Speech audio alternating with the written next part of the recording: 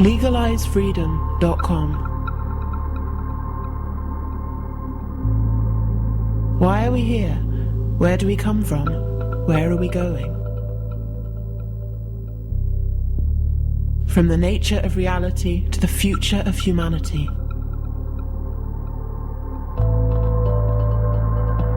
Beyond politics, poverty and war. legalizefreedom.com.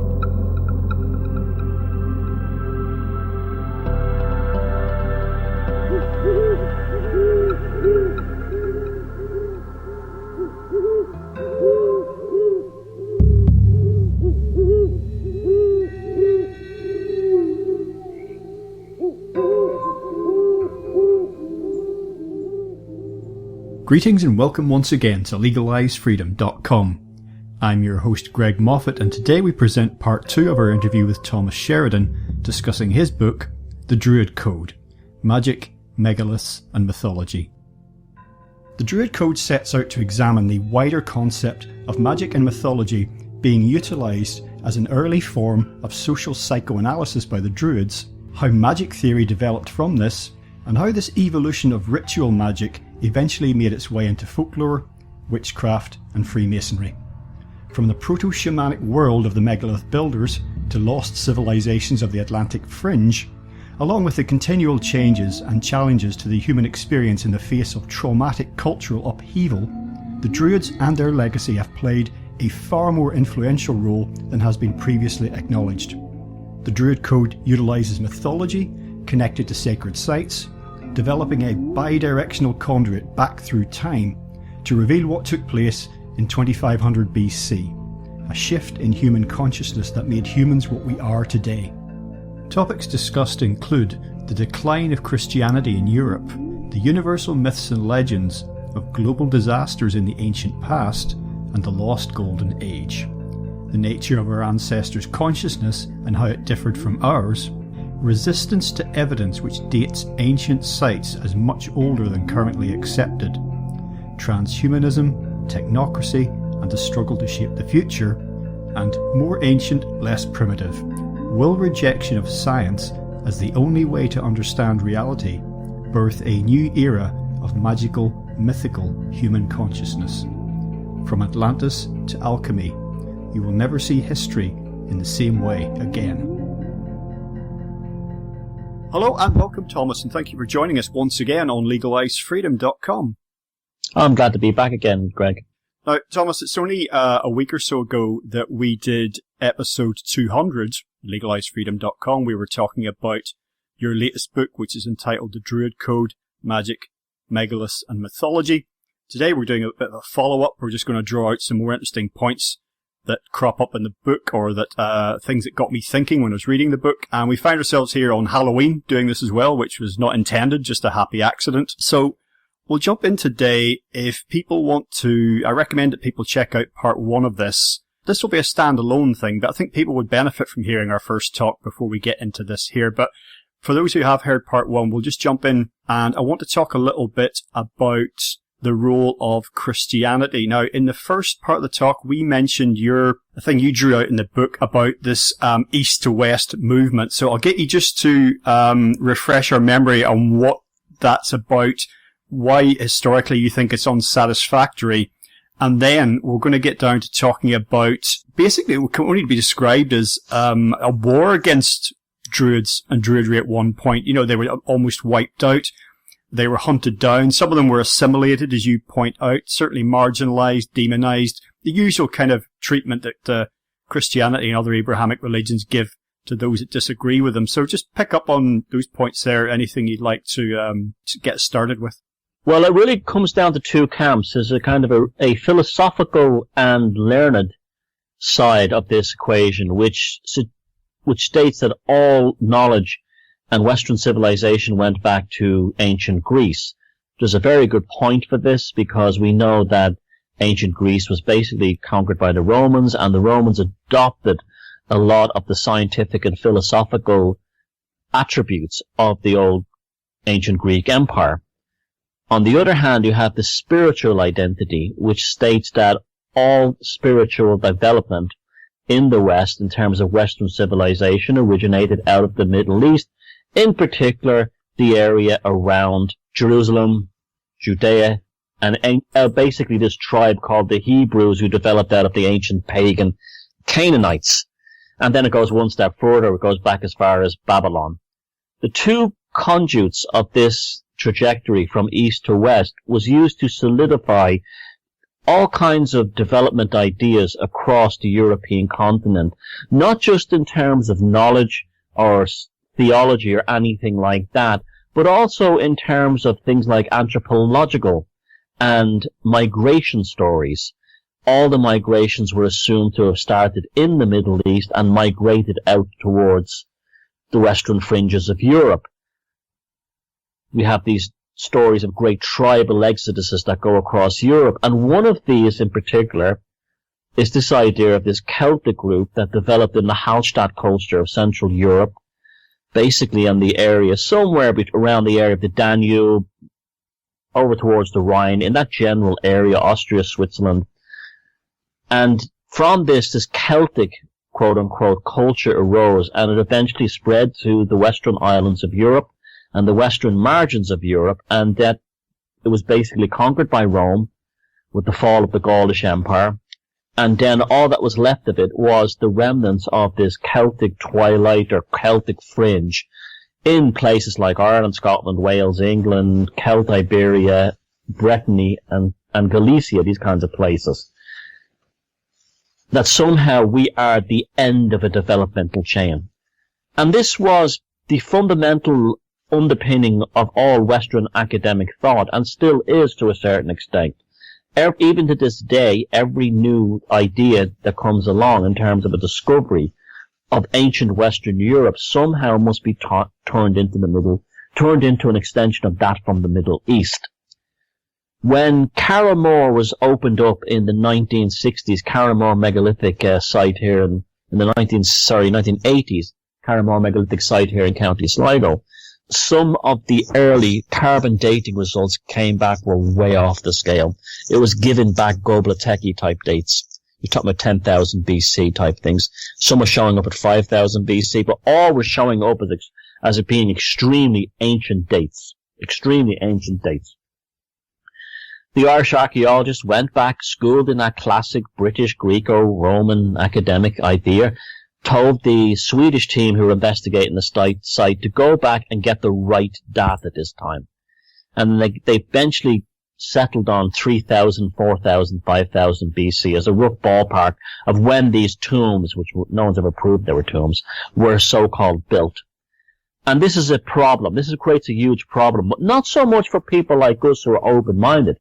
People like us who are open to the idea that there was some kind of other development in terms of other civilizations around the world, perhaps much older. It's really, really becoming a huge problem for mainstream academia, to the point where they're basically on a kind of a damage control front. They do not like pushing it back. Where did this come from? It came from universities that were basically run by churches, a manifestation of Victorian and earlier university scholarship, which was very rooted in this biblical idea. Now we're talking about post-Enlightenment, but it even carried on past the Enlightenment, that it all had to fit in with the Bible. Everything had to fit in with the Bible in that 5,000 year framework of development from east to west. And this is where the Great Schism is now unraveling these days. Yeah, you mentioned that this resistance to things getting older, and I know that you, like me, you're somewhat a follower of Graham Hancock's work, and I enjoy his posts that he does on social media, which are usually entitled "Stuff Keeps Getting Older," and he picks up on this. He's very keen on pointing this out, and that does seem to be the main resistance to this idea of why things, Göbekli Tepe, for example, couldn't possibly be 10,000 years old, 12,000 years old, or the Great Sphinx couldn't possibly be older than, that's been established. This, the whole biblical network, as you say, or framework, rather, that needs to fit in with. Do you think there's anything else to it that may have emerged or be emerging? For me, I have this idea, and it just ties in with something else we're going to pick up on, which is the idea of civilizations in the past that may have been very different from ours, but in some ways they were quote-unquote better, or just the resistance to things getting older plays into this idea that we need to continue to try and hold ourselves up as the peak of human development. Yes, all roads lead to Rome. This is very much a fact even today. You go to the British Museum, for example, in London. It's literally a monument to the Roman Empire. Ancient Britain is basically an afterthought. It's almost as if there was nobody or nothing mattered in ancient Britain that wasn't Roman. And this is everywhere. It's in terms of a psychological, an emotional, an intellectual, even a paranormal and spiritual idea that everything has to go back to Rome. Nothing has developed locally that was of any worth or any value. Anything that stuck came from Rome. And that's where that comes from. It comes directly from this idea that we were all basically primates until Julius Caesar set foot on these islands. I remember when I was in school here in Ireland, we were showing a film. It was actually a British film, and it was a documentary, and it showed literally the Romans landing in England, and as they're getting off the boats in all their regalia and all their lovely Roman centurion outfits, the Britons in the background are basically like cavemen, like in that movie with Raquel Welch, 1 million years BC. They look like that, but even worse, even more kind of like primitive. Now, if that's how the British see their own ancestors, that's a phenomenal psyop. You're talking about a mind control program there, a kind of academic sorcery that has burnt an incredible stereotype, and that's what it is nothing else, into the consciousness of people to believe there was nothing before Rome. You even see TV shows like Time Team on Channel 4 in the UK. They literally find 2 stones on the ground, and the first thing they declare is it's a Roman villa, and they're all terribly excited. If it turns out it's not a Roman villa, they're all terribly depressed. Oh, Time Team is like, that does bug me. I know a lot of archaeologists, and none of which are really anything like, the cliches on there. And to me, Time Team is entertainment, It might as well be X Factor or the Bake Off or something. Yeah. You know what I mean? That's what it's there for. The idea that they're always discovering these things and the cameras just happen to be there and Tony Robinson's there, and oh, fantastic, what have we learned? But, BC, before Caesar. That's what we're going to have to change that to that. Perhaps from now on. True. Yeah. Just as an aside, why do you think that it was always tombs, whether it's from the Great Pyramid to Newgrange or, even Stonehenge as being connected with death? We talked about this, the ancestors, they were uncivilized, they were obsessed with death, they worshipped death and all the rest of it. Maybe in some of these underground, because a lot of them were underground or at least undercover sites, dotted around the place, maybe remains have been found, maybe there is evidence of a burial or other ceremony. But is that the only reason that everything has to do with burial and death and the afterlife? There's a psychological aspect to it as well, is to impose upon your own psychology hearing about these people and these civilizations that they're dead, they're gone, they're dead. They no longer exist. Forget about them. Don't think too deeply about them. They're gone. They're just bones in the ground. The Roman civilization came along afterwards, Christianity came along afterwards, and that's what matters. This is what's in charge now. Don't be thinking about these dead people. Don't be thinking about these dead societies. They're gone. That's where it comes from. Yeah, there's nothing here for you sort of idea. Yeah. I thought it was interesting, again, something you mentioned in the book. You talk about how long it took Christianity. We're concerning ourselves predominantly with Ireland here because, it's a lot of what you talk about in the book, but how long it took to try and get a foothold in Ireland and indeed in the rest of the British Isles. Even after kind of 1,000 years of Christianity in Europe, it was kind of still struggling. And then you mentioned, you could have zoomed in on any number of these, I'm sure, but you mentioned an article from 2015. And I can't remember if it was a Catholic priest in Ireland writing it or whether just someone else connected with the church, but they were still railing against pre-Christian Ireland, the idea that there was anything there for us, we should just nothing to see here, move along. And that was amazing if you think about it. They're still doing that today. And it's not just a case of it's some kind of rearguard action. Reading your book, it's almost like they feel that they've got a fresh, re-emerging problem on their hands. Yeah, they see it as almost like a viral infection or something. That article was in the Irish Times in 2015, and it was a Samhain. It was this last year's Samhain. It was about this priest down in a diocese in the south of Ireland called Ferns, which has been ravaged by corruption and paedophilia scandals. And here he was like if it was any other group he was talking about, it could qualify as hate speech. He was saying that the ancient Ireland was a horrible place of barbaric murders and killings and all kinds of slaughters, and people reveled in suffering and pain, and it was grim. And, a lot of this had to do with they'd find these bog bodies. They pulled these bog bodies out of these bogs in the middle of Ireland, and in one or two cases it looked like they were strangled, and the archaeologists immediately put this thing, it was a ritual killing, a sacrifice to the gods. It could have simply just been someone who was robbed and murdered, or it could have been a prisoner taken in war who was executed, or it could have even been a criminal who was being executed. But all these things were discarded, and it was instantly turned into this idea that this person was ritually sacrificed to the pagan gods. And this Catholic priest in this article very much played up on this thing. And I can tell you there is a tremendous growing fear of a neo-pagan revival in Ireland among the Catholic Church, because, and also the Presbyterian Church. I just saw someone posted on Facebook tonight, some councillor in Newry, who's a Free Presbyterian, saying that Samhain was the god of the ancient pagans, and tonight they used to sacrifice their children to them. So it's going on at both churches, both the Catholic and the Protestant Church in Ireland, and in other places too, like the United States, and even places like Canada as well. So we've got to be really vigilant now, because these people they may seem concerned, but we always have to remember they're incredibly powerful to this day, even in, somewhat secular countries like Great Britain and the UK. You'll still have tremendous power by the churches to alter people's perceptions on this. And this is what's going on now. They are frightened, but at the moment it's ridicule. Anyone who's interested in pagan ideas or neo-pagan ideas or anything like that, heathenism, they're living in airy-fairy land. They're only seeing the nice sides of it. And I have to say, there's an element of truth to that.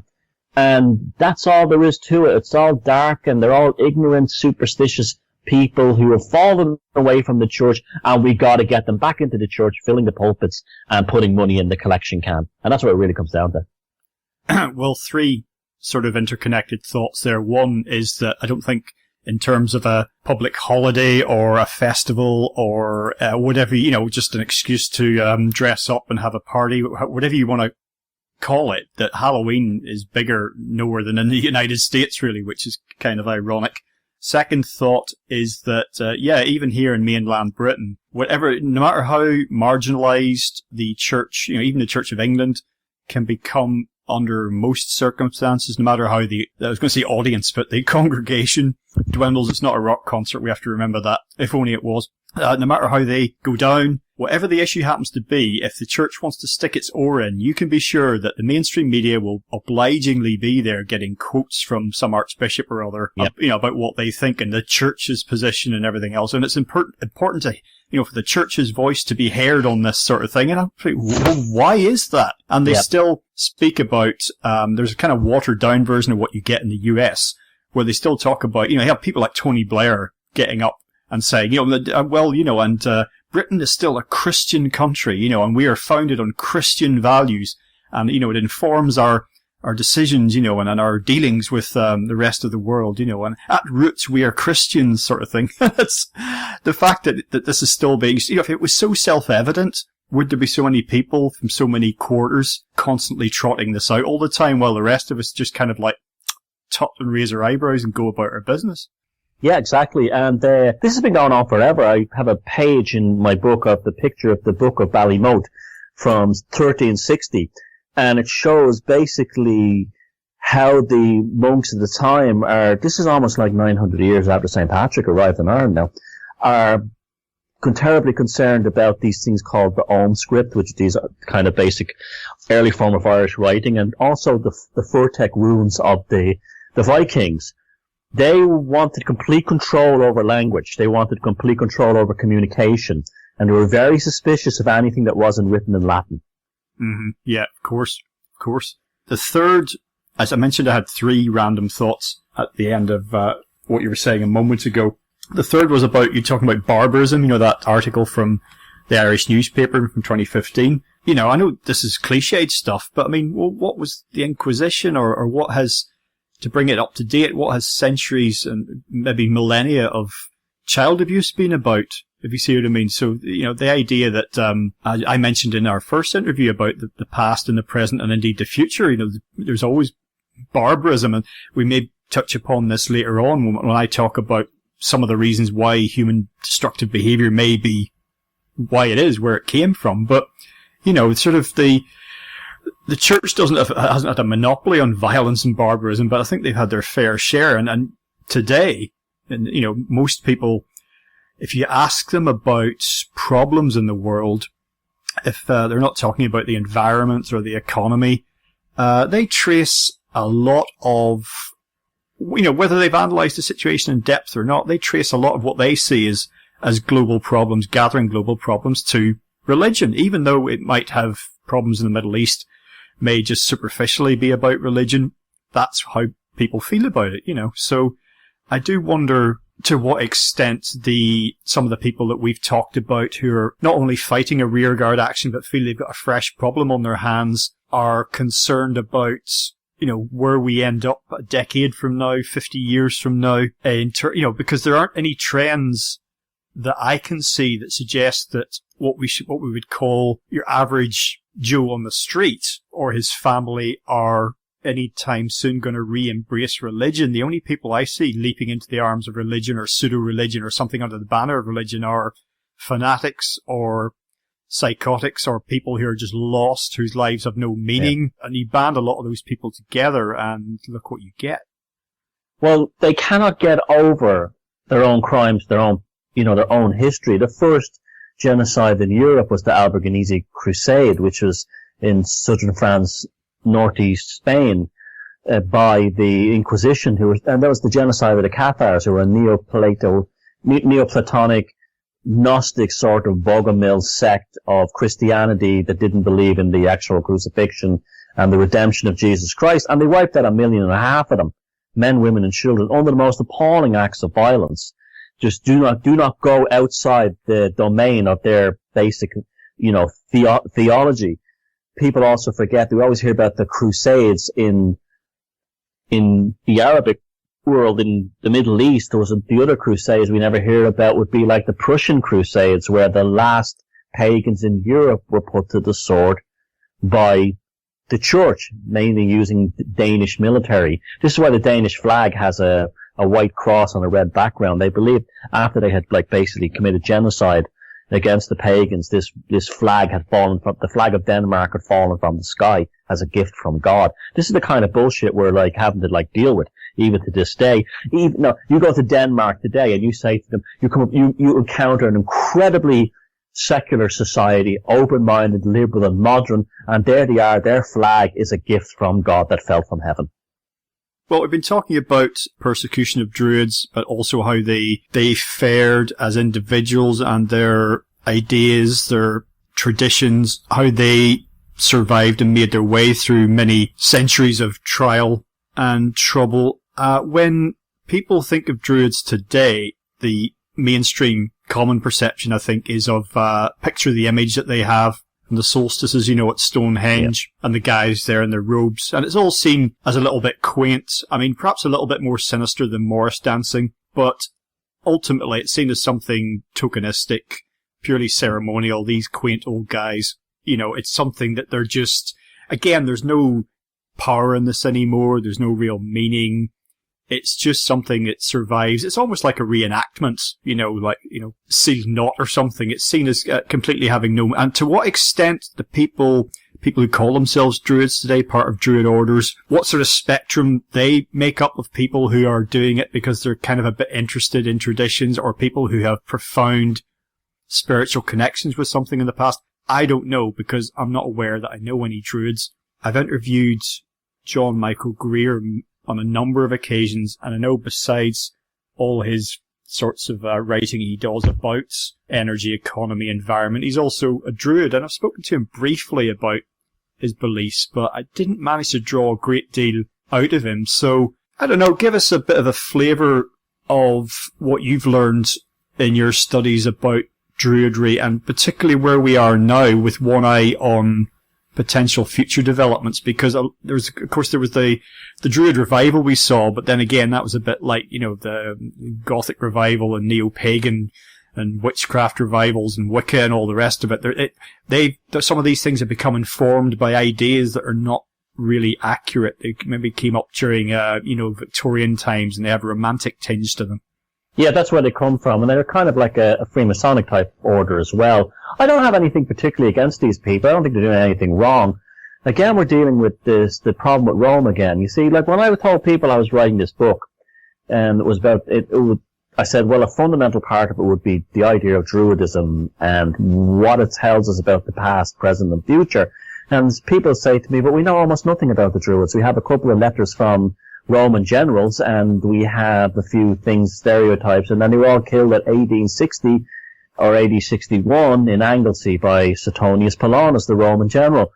And I'm like, no, we have a phenomenal archive of history and complex records of Druidism in Ireland. We were not invaded by the Romans, so therefore the Druids continued in Ireland unabated as a central part of society. Now, Druids were not like Gandalf from Lord of the Rings. Yes, they were involved in spiritual matters, but they were not so much wizards. What they were was they came out of probably an earlier proto-shamanic culture, and they developed as almost like a judiciary priesthood of the early societies of these islands and in parts of Europe as well. Basically, they were lawmakers, judges, living repositories of genealogies in terms of family bloodlines. They were involved in magic, decision-making policies, and the spiritual, psychological, and social well-being of the communities they were assigned to. They would have been more powerful than the chieftains. This is one of the reasons the Romans were deeply bothered by them. They could not comprehend the idea of a druid being more important or having a greater place in society than a king. This really bothered the Romans. This is one of the reasons they wanted them wiped out. During the Iceni revolt with Boudica in Great Britain, in ancient Britain back in AD 60, it is an interesting thing to look at how within the British consciousness, a line was drawn underneath this idea of ancient Druids. They no longer exist. We know nothing about them. And then you have this romantic Druidic revival appears about the late 1700s, early 1800s. And then comparing that to what was the case in Ireland, where Druids, even long after Christianity, were still central to Irish society, retitled under a new name called the Fillid. They had all the power of the ancient Druids, except they could not practice religion in a Christian society. But otherwise, in a secular sense, they still maintained tremendous control in Ireland until the turn of the late 1500s and the early 1600s, when the end of the old Irish Gaelic systems fell apart, and you had an incident called the Flight of the Earls. The Flight of the Earls is basically a deal that was cut by the Tudor court in England and the Irish royal families, who were basically chieftains such as the O'Neills, that they would be allowed to go basically with their kingdoms and their wealth to Europe, and they took with them the last of the Fillid, and they made their way into France, Spain, and Switzerland, and throughout Europe. And basically the Fillid that they took with them, these secular Druids, is probably more than likely the people who became what became Freemasonry. Yes, I'd noticed that coming up again and again. I mentioned earlier not knowing any Druids, but that doesn't mean I haven't spoken to one or two, and they were Freemasons as well. It almost seemed to be like a a given. And I had members of my family, all of whom the ones concerned have passed on now, but who were Freemasons. And I was obviously, for the most part, excluded from any of that. But I do remember reading about Druidry and about ancient Britain, pre-Roman Britain.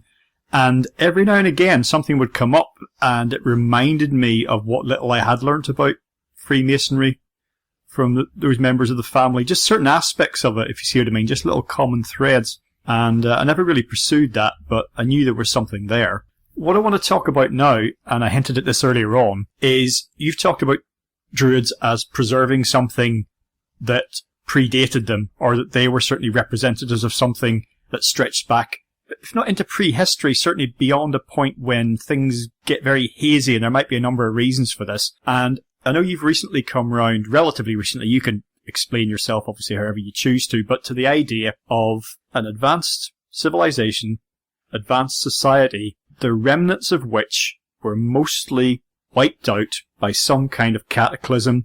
People will probably already be thinking Atlantis, and it's okay to use that word, I think, because it's a symbol that most people understand. They get it. They might ridicule it. They might be convinced it's something real, but it sums up some certain ideas that are very easy to grasp. And beyond the fact that we have common myths about cataclysms, and we have stories worldwide about deluges and great floods, about comets and fires from the sky, and about a lost golden age, you've begun to form a narrative around that idea and also what you've been working on, in the new book. So perhaps you could, get us started off in that direction.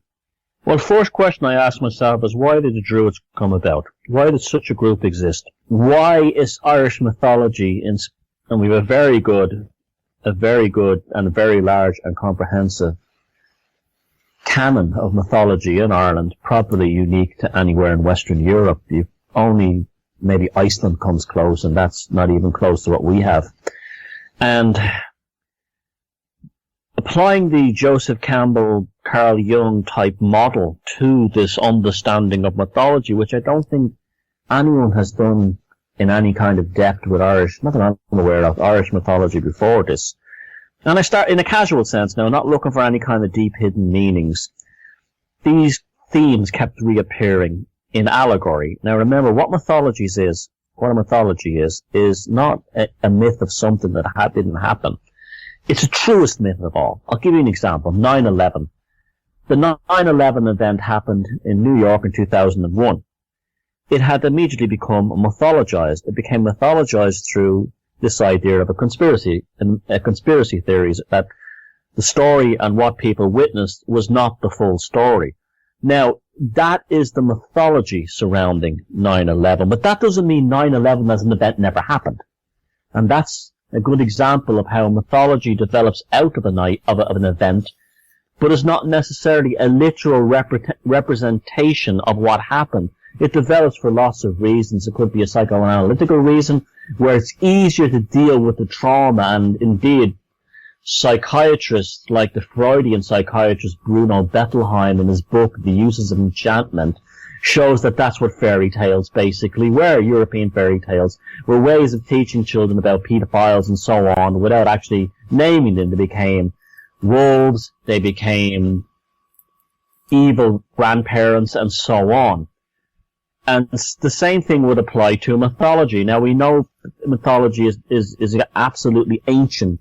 Our stories in Europe go back probably to the Bronze Age. So we have a real living archive of something we can refer to back to ancient history. And people say, when you look at a megalith, or you look at an ancient sacred site in Europe, that, well, we don't know anything about it. Well, we don't have any written records about that place, but what we do have is a mythology that goes back to an ancient time when that was probably either built or in use, and then we have a direct line back to it. Something seems to have happened when you start looking at these ancient Irish stories. The same ideas come up over again.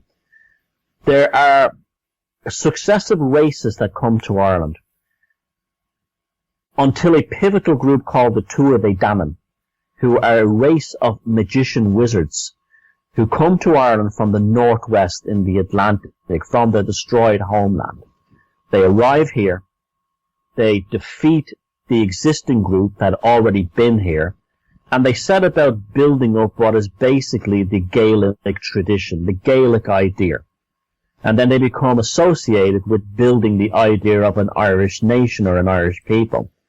They themselves are eventually destroyed by another group. There are common themes which come in these stories. Now, they may have been literal races that actually existed. They may have actually been. But when you hear stories about a blazing light from the sky that wipes them all out, or how they ended up under the sea, or they long for their ancestors under the ocean, or there was something happened and the old ways of magic were lost, and the Tuatha De Danann had to retreat under the ground into the fairy forts and become part of the goblin world. You're talking about things like psychology. You're talking about the moving into the subconscious mind, putting them in there. Now, who are the ones who held these stories together right through until well after the arrival of Christianity? This was the Druids. The Druids kept these stories alive. Why? Because it was probably, in my opinion, a way of telling their people that bad shit happens without actually saying, or having the language to say, every so often an asteroid comes from the sky and destroys everything. That's why we don't know who built these stone structures.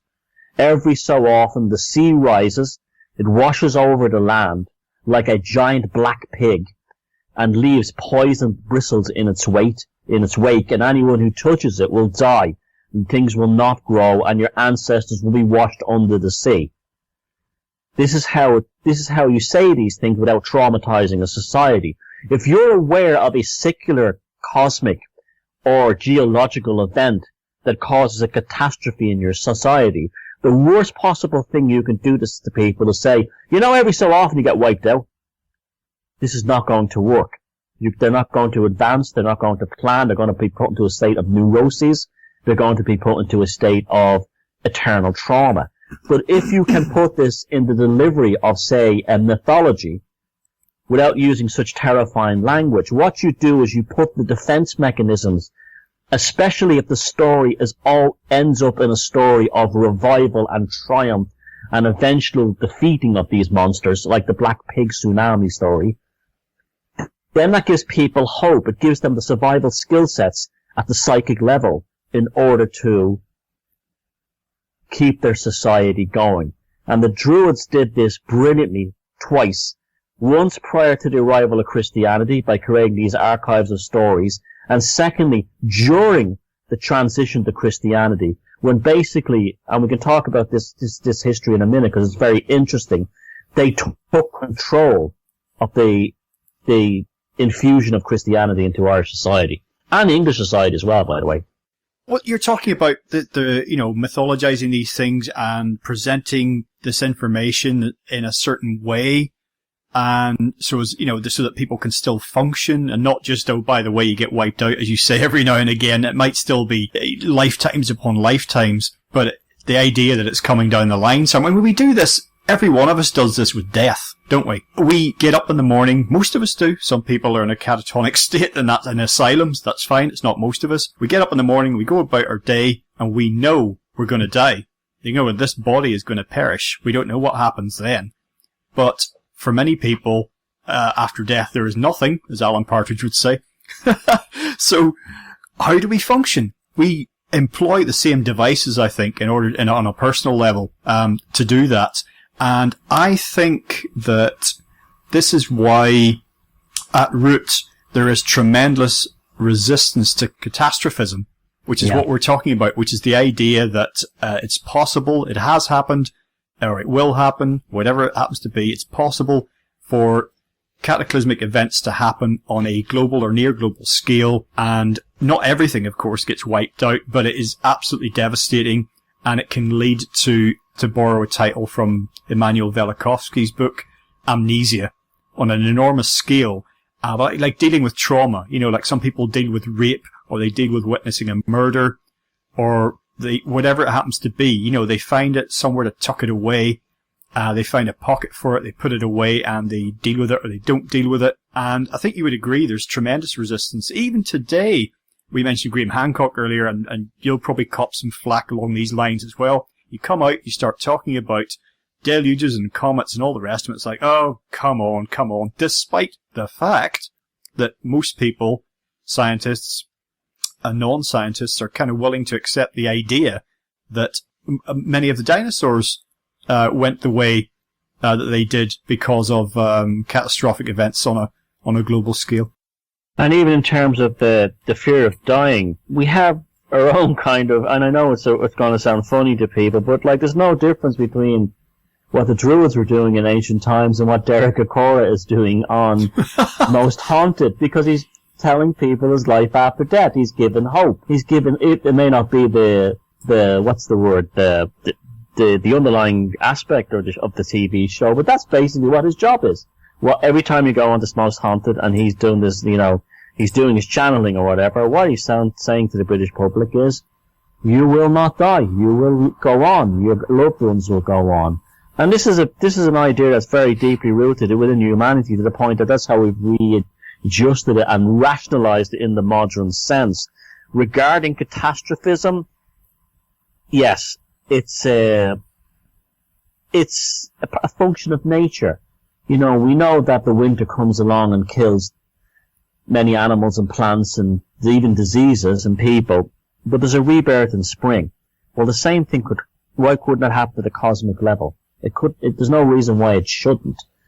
Now, the problem with catastrophism is that this ties and allows itself to be taken over by very sinister individuals who say, like cult leaders say, do as I say and you'll survive the comet clusters. Do as I say and you'll survive the end of the world. And we see that in Christianity with things like redemption in the Book of Revelations.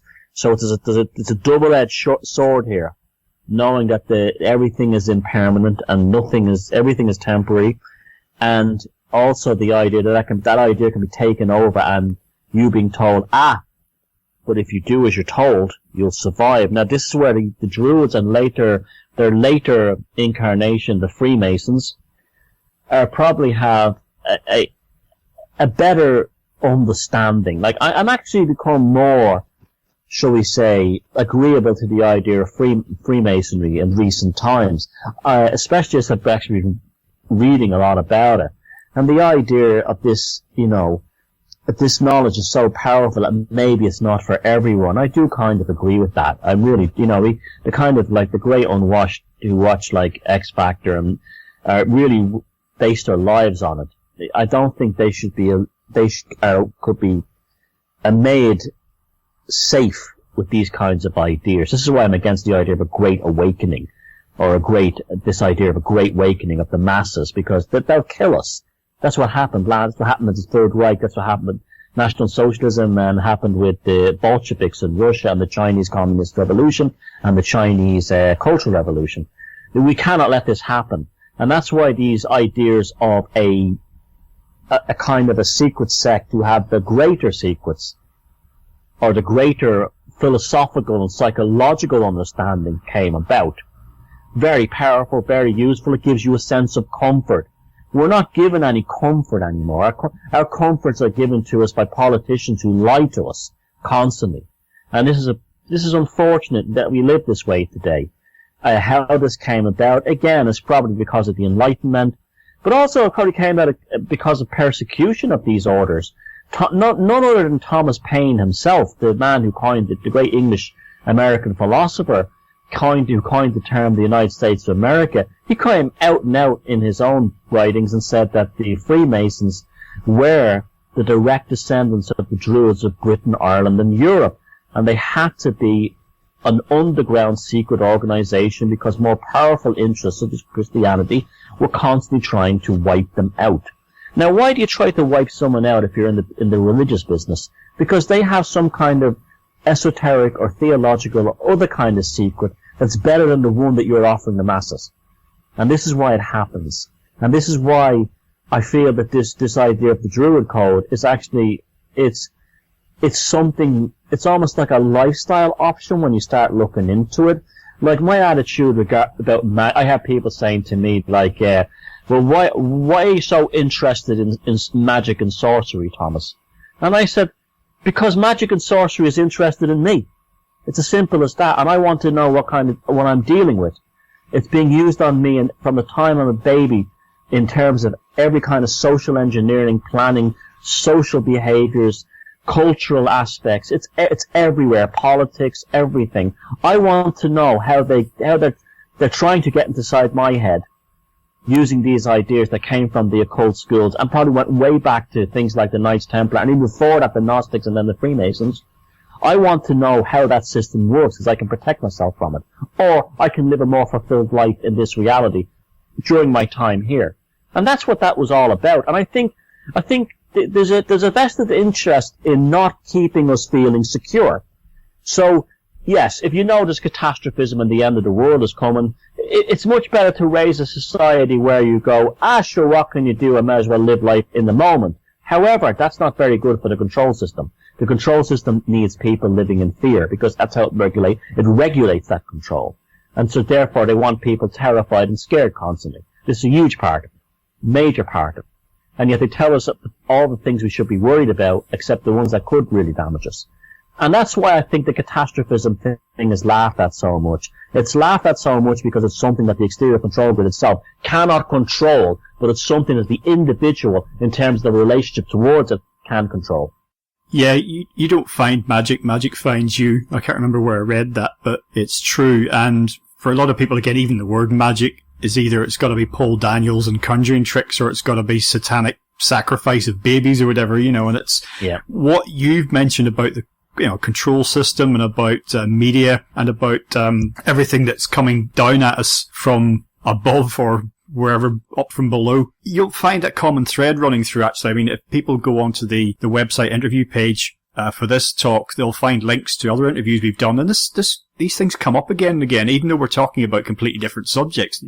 Lo and behold, there it is again. It is magic, whatever you want to call it. Speak and spell. It's like to say something, to state your intent, so even to form the intent in your mind, say it, put it out there, write it down, whatever it happens to be. It's just very, very powerful, and I don't know what forces are at play. I don't know how it works. If you see it, I've not done an extensive study on it, but there's something to do with desire. Desire and intent, will is incredibly powerful. If you can align it with other things, you can back it up with other things, symbols. Ceremony can be very, very important, and all that is about, it isn't about hocus pocus or the frog's legs and bat's wings. It's not that. It's to do with focusing intent. Now, I'm going off on one a bit here, but there's definitely something. You're not really. No, keep going.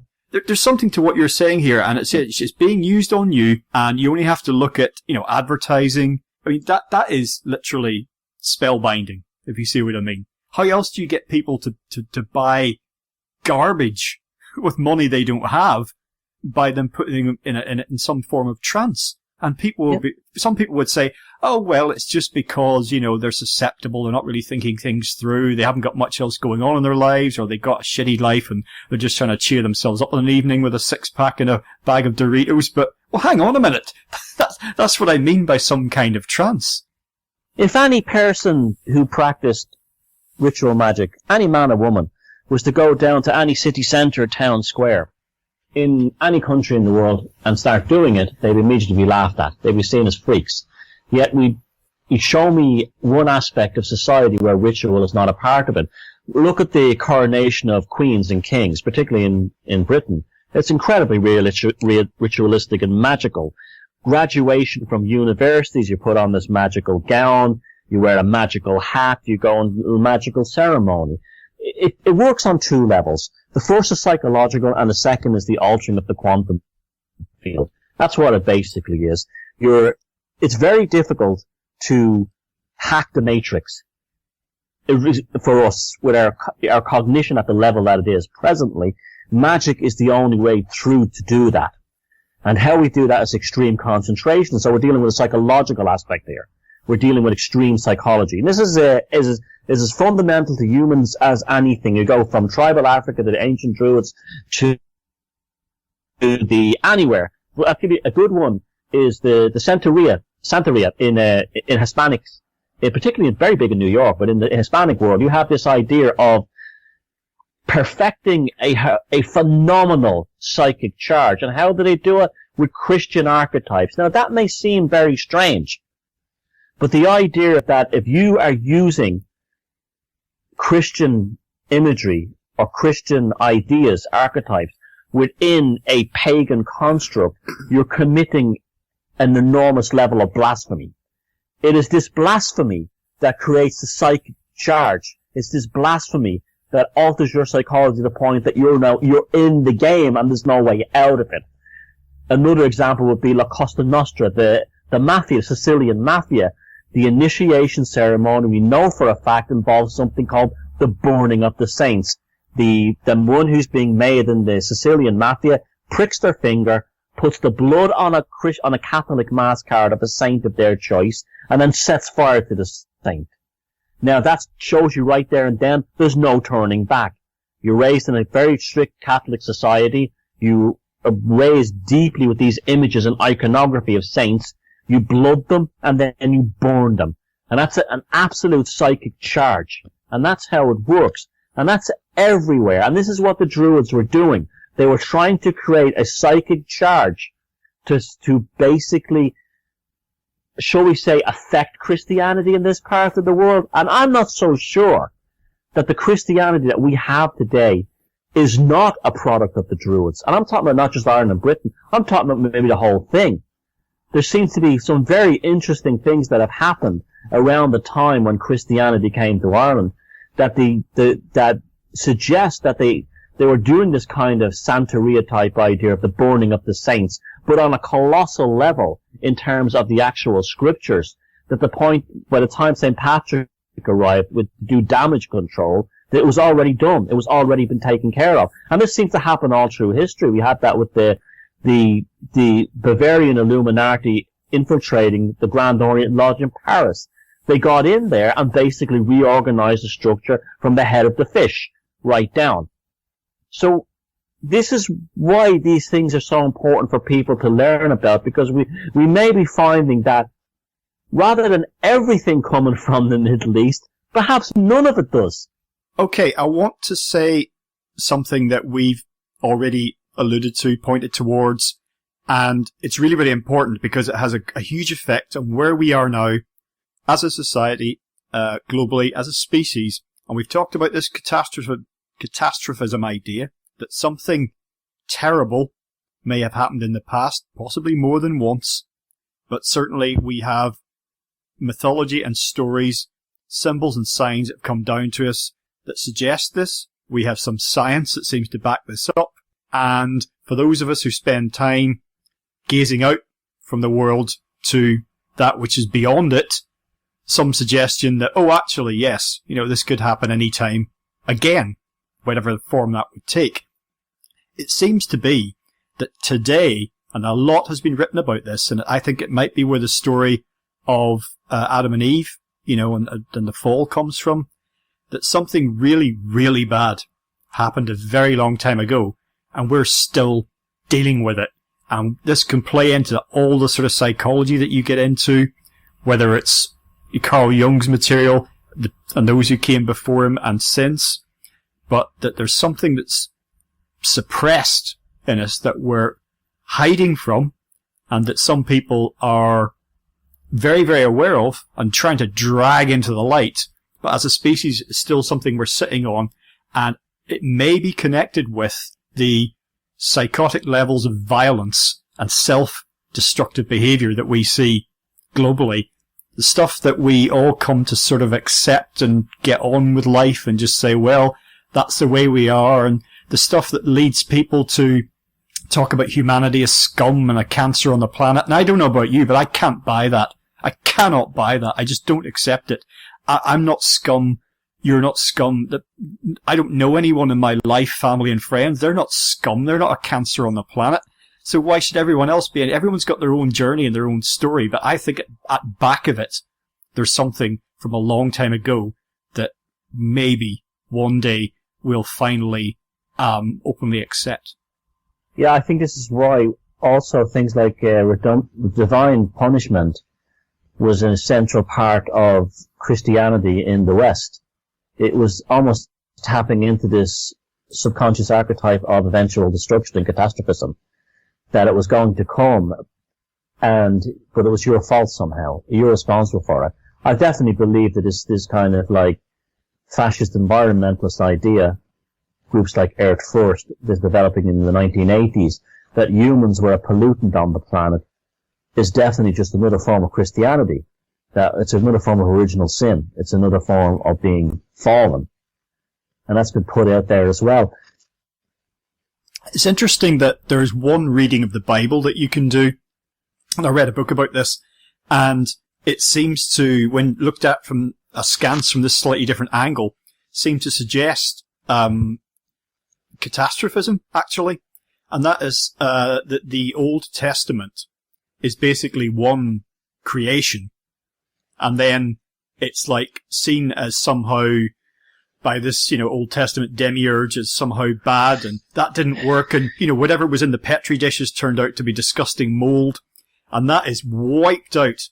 And in the New Testament, it's kind of like all started again. It's not quite that literal, but it was a very interesting, I can't remember the name of the book I read, but it was a whole new way of looking at it, and it kind of explained how the Old Testament and New Testament are just what they seem to be, which is two completely different books, two completely different stories.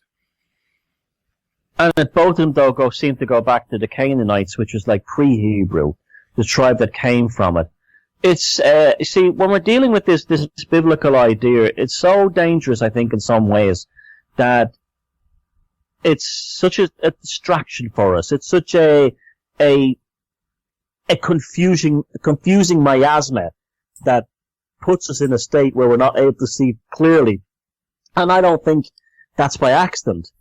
Whether it's people arguing about like the 12 tribes of Israel is where we came from in Europe, that's another part of it. Or whether, if the Nephilim were giants, that they really did exist and they built Stonehenge and British Israelism and all these other ideas come from this. You start looking at the Bible and you see that there's all kinds of neuroses built into it. The idea of, like Joseph Campbell points out in his own books, and took a lot of heat for it, by saying that circumcision was basically a result of the sand in the Middle East getting caught in the foreskin. And this is where circumcision became a thing in these Semitic religions, and that's where it came from. Simply just the practical matter. The same idea of pigs being unclean. Why were they unclean? Because you couldn't herd them like goats, cattle, and sheep. Therefore, they were no use in the desert where you have a grass growing in one area, or it runs out and you have to move them to other areas. You can do that with sheep, pigs, and goats. Cows, sheep, and goats, but you can't do it with swine. And so it's these kinds of ideas, and also the idea of the Talmud is about the horror of the Jewish experience, the Hebrew experience in Babylon during that period. So these neuroses get built into it. And then to apply that into a European idea, it doesn't make a lot of sense, because we're not related to that part of the world. The main feast of Christmas would kill you if you took in many parts of Northern Europe because of the cold. You just couldn't do it. Excuse me. You just couldn't have done it in the past. And this for me is a smoking gun. I want to know, and this is where I think the Druids played a big part in affecting and altering Christianity everywhere, is why are all the Christian feast states all European? They're either Irish, Saxon, Germanic, Anglo-Saxon, Nordic. They're certainly not from the Middle East. Every last one of them. And then you're told this story, oh, well, that's because they had to kind of shift and move them to make them work in Europe, just like they built churches on top of pagan sites, to sort of like create a transition. Putting on the biggest tinfoil hat I can find right now, and you know me a long time, I've come on a journey from being Mr. quite conservative when it comes to a lot of these kinds of historical ideas, to the point now where I'm actually wondering if even Christianity itself was an invention of the Druids. Well, that's quite a thought. And basically, that's what Rome was about, wiping them out. That's what we just look, here's a good one for you. When the number 4, I wrote in a section about this in my book, it's so central to the idea of the Judeo-Christian idea, the 4 Gospels. There's 4 seasons, the so on, the 4 apostles, and so on. In European Middle Ages Christianity, we have the four Grail treasures of the Grail mysteries. The primal, and we have things like the Tarot, where we have the 4 sweets, and this kind of thing. Now, the primal origin of that is the story of the Tuatha Danann bringing 4 treasures to Ireland from their 4 destroyed cities, which we'll just say was the Atlantis. This is what you start to realize, is that suddenly, hold on a second, it's not coming from the Middle East uniquely. The idea of the number 4, being built into this Western spiritual tradition, so central to it, also comes from the West as well. And so then you start to own this. Did they suddenly meet in Central Europe and somewhere in the Rhine Valley sit down and decide this is what the story of the Western Christianity is? I'm not so sure that it didn't start in the West, move its way to the East, and who knows, we'll never know what the Crusades was really about, what they went out there and destroyed, and what this real story of this great secret or treasure that the Knights Templar knew, and that the Gnostics, why these ferocious genocides of anyone who had basically a different idea than the Vatican, the Cathars, the Prussian pagans, the Vikings, the British and the Irish, but they were done more through religion than they were through force, and so on. And then the Crusades itself, almost like to go over to the Middle East and to reset it and then make it an official part of the Christian story. There's just so many mysteries in this thing. Psyop upon psyop, mystery upon mystery, that you don't really realize what a fragile thing history is until you start asking these questions. They may seem preposterous, but then you start to realize, well, hold on a second, the spiritual ideas or the theological ideas seem to come from both sides of the Occidental and the Oriental. So where does it meet? Where was the start? Where was the origin? And the origins are only officially mandated where? By the same power structures that destroyed everything else, Rome. Well, as we move into the final section of the talk, Thomas, I just want to talk a little bit more about where we are right now and potential future. There's a great deal of historical depth and detail in your book, and we don't want to completely preempt that. People can get it and they can enjoy working their way through that. So it's very readable in the sense that you've done it in this very modular way. So there's so much in there that we just haven't got time to pick up on. But isn't it interesting when you talked just a moment ago about psyops and about, propaganda and about myth making and changing reality, from what actually happened into how you want people to think it happened. Reflecting on how that would have been done in the past, century and millennia gone by, communication systems very different as we understand it. It's so slow. How would you communicate ideas, to people who couldn't read and write? And it's just, this is of course where the role of myth was very important and spoken word and songs and what have you. But we think of today and our 24/7 information culture. There's never been more information, never been more disinformation. It's all out there, a profusion of it. And yet, isn't it interesting how, with something like 9/11 that you referred to earlier and how that became mythologized straight away, that even though all that information's there, we still have the same kind of instincts, we still behave in the same way. And it's like, even though there's all this information all the time and the rate at which it grows, even just from a technological point of view in terms of data storage, it is terrifying the rate at which it grows. There's still so much that we cannot see, we cannot perceive. And I just think it's fascinating that as creatures, we still, for better or worse, have these instinctive, reflexive behaviors that are, not so dissimilar from thousands of years ago. That's because our magical and mythological state is the real us, and the civilized the civilized, educated, reasoned man is the unnaturalist. It's as simple as that. But we started off the first series of these interviews by talking about the bicameral mind idea, and the idea that human beings existed in the past in a state of free association. That's our natural state. That's our natural state. We are magical and mythological by nature, by design. This is how we function. This is what's in the first magic circle is the cranium which surrounds our skull. That's where it's all happening. After that, everything is objective. Now, that's a controversial idea, but it's still nevertheless, I don't know what goes on in your head. You don't know what goes in my head. All we can basically manage is the magic circle of our cranium around our consciousness. And so this is why these ideas persist. This is because this is how we're made by nature or whatever, the cosmos, or you want to go as far as a god or some idea, to actually deal with these things. This is why we live in a world of superheroes. This is why we have things we've never not had mythology and never not had these ideas. We would absolutely die without them. This is why there's fundamentals to us as the seasons and the cycles of nature. We cannot exist apart from them. Everything that becomes a new experience instantly becomes mythologized because that gives it value at the human level, at the psychic level. And this is why it will always happen and never stop until something like transhumanism comes along and makes us robots. And that's what we see in my own work with the psychopaths, is their inability. They seem to be like a different species, that they don't have this magical idea of this magical mythologizing of themselves. I'm talking about even at a basic level, a basic level.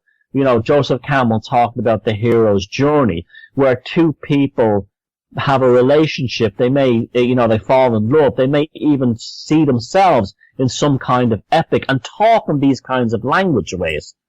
Could you imagine Bill Gates and his wife talking about themselves like this while they're planning how many people to kill in Africa today?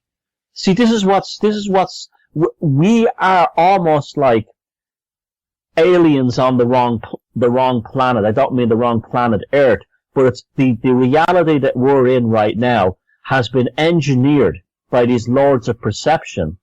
And the only way that we are surviving and the only way we are getting through it is because of this default magical druidic type state, if you want to use it, that exists inside us. If we didn't have that, we wouldn't be who we are. If we didn't have that, we wouldn't still have this, we wouldn't have the means to survive. And that may be also because it was put in there to survive things. Maybe our oncoming catastrophe, our new comet, is something like transhumanism, and perhaps this, what we call this great, I won't say awakening, but in the last, say, 10 years, people like you, people like me, people all like us all over the world have put out radio shows, written books, done lectures, talks. This never existed before. I don't know what you would call that shift in consciousness, but perhaps we are the Druids getting ready for the oncoming catastrophe, possible, of transhumanism. We are being almost switched on at the mythological and the magical level to throw a spanner in those works. Yeah, it's, I feel personally like, instinctively, that this is something that should be resisted, like with every fibre of my being. We're talking about these transhumanist ideas, and I'm not talking about somebody having a special valve for their heart transplant or something having a hip replacement. That's not what I'm talking about. I'm not talking about modern medicine and some benefits it may be able to bring, particularly, to people, particularly alleviating pain and people who are terminally ill. I'm not talking about having a faster PC. That's all very interesting. These little tools that we can have to do various things, creative and unnecessary for fun and profit, whatever. But the transhumanist thing, to me, is like alert. And it's not, I've got no, I'm not an overly emotional person. I don't run around reacting to things left, right and centre. I don't protest things. You don't see me waving banners and signing petitions. But this is something that is just like, oh, hang on a minute. These people, you mentioned Bill Gates, Kurzweil, the rest of them whose names don't immediately spring to mind. I've watched a bunch of TED Talks, and it's like, these are not my people. This is not my species, And I know that we've talked in previous talks again about transhumanism, about the technocratic leanings of governments around the world, particularly as we have crises piling up and that technocracy is being held up as the answer. And then years ago, one of our early talks, we talked a lot about the zeitgeist movement, about what that means. And in all of that, there's this idea that you touch upon in the book about royal bloodlines versus natural selection. Let's just put it that way. And we have this, as you call them, the lords of perception, but whether they're actually royal families, whether they're political dynasties, whether they're business dynasties, whatever it happens to be, you have this thing being passed along, handed down, whatever the capabilities of the idiot child who's they're being handed to, it doesn't seem to matter. Whereas there was a time that seemed much healthier. And when I say natural selection, I don't mean, survival of the fittest and the weak get trampled. I don't mean that at all. But it's just that certain people, everybody has their own talents. Everybody has things that they're good at, things they're not so good at, things that they should be doing. There was even a tradition, wasn't there, in some indigenous societies where the leader of the tribe would change based on what the tribe was facing. So if they had a situation where there's a crop failure, perhaps the person who would lead them would be the person most able to deal with the crop failure.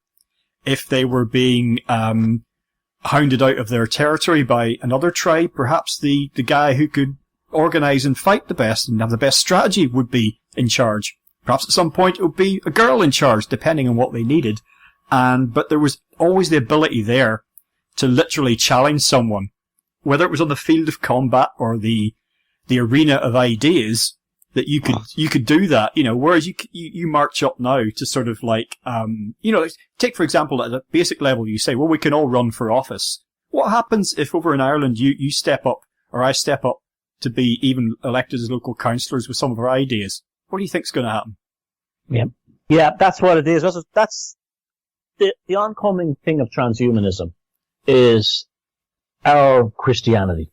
It's changing us rapidly. We've got to find a way. We're probably not going to derail it, but what we can find is a way to keep our humanity going in tandem with it to the point where they cannot effectively bring it into the level that they will. And this all comes back to catastrophism in the past. The catastrophes of the ancient past created the skill sets for enormous changes in a society coming forward to unleash the right people to do it. In Ireland and in Britain, it was the Druids, well, particularly in Ireland, with the arrival of Christianity.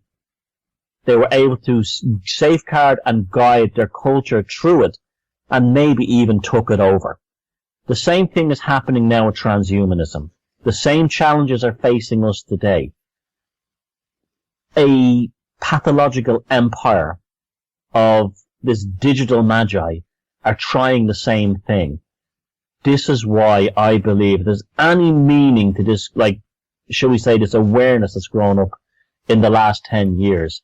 We are almost like the flowers that are being bloomed to help safeguard the stories of the past, so people remember more than just the X Factor, football, and other things on TV, Monica Lewinsky.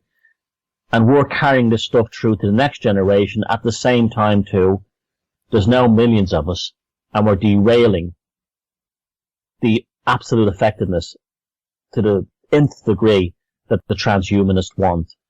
And that sort of ties in the final idea of the base of what the Druid Code is, that inside every man and woman is a druid, a kind of a hero waiting to be born, who has all the attributes to survive any catastrophe because we survived them in the past. Well, just a closing thought from me, Thomas. You mentioned earlier about the situation that you had in Ireland for a time where it was like fait accompli, it's a done deal, Christianity reigns supreme, but then it kind of was actually no. It was all a lot more shaky, and then it's been going into retreat for a while.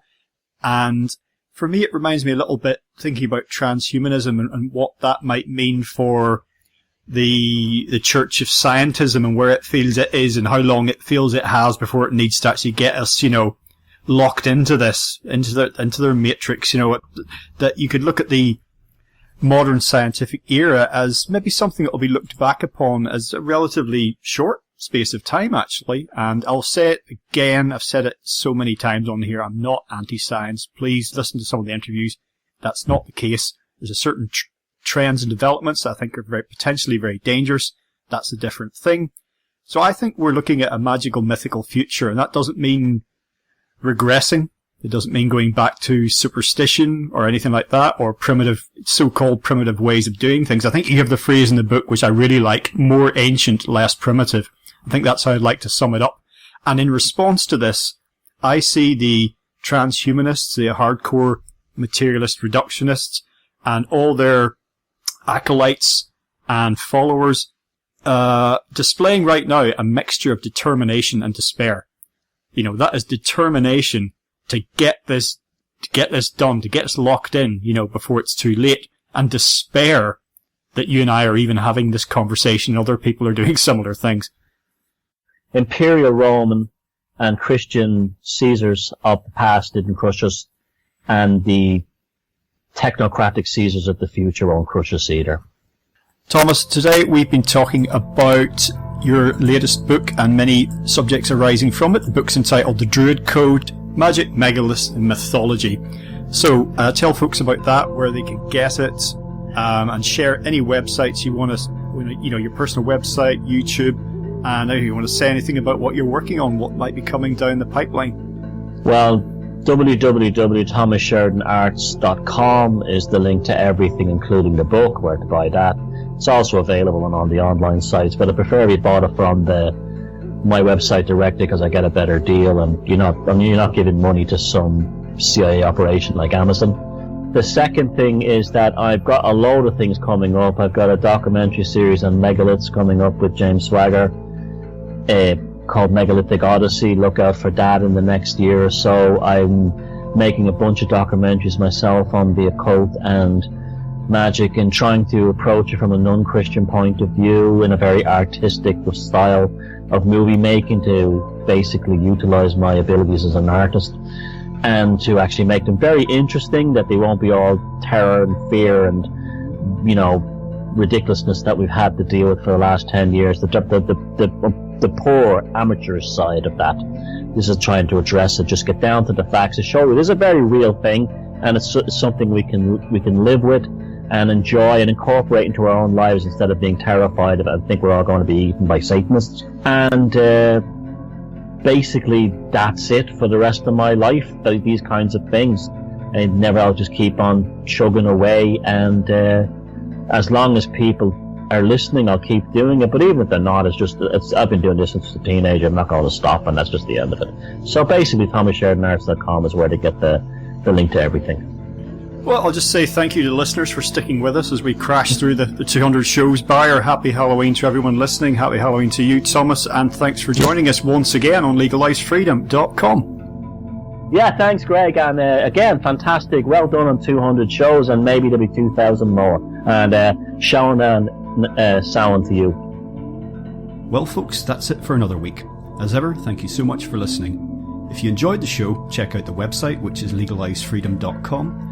That's legalize-freedom.com, where you'll find an archive of programs offering alternative views on a wide range of topics, including politics and economics, energy and environment, culture, spirituality, history, and the nature of reality. You can also browse and buy a range of publications from our guests, and if you're feeling generous, make a donation to help keep the site up and running. Whether you listen, donate, or do both, I greatly appreciate your support. Until next time, I'm Greg Moffat, and you've been listening to legalisedfreedom.com.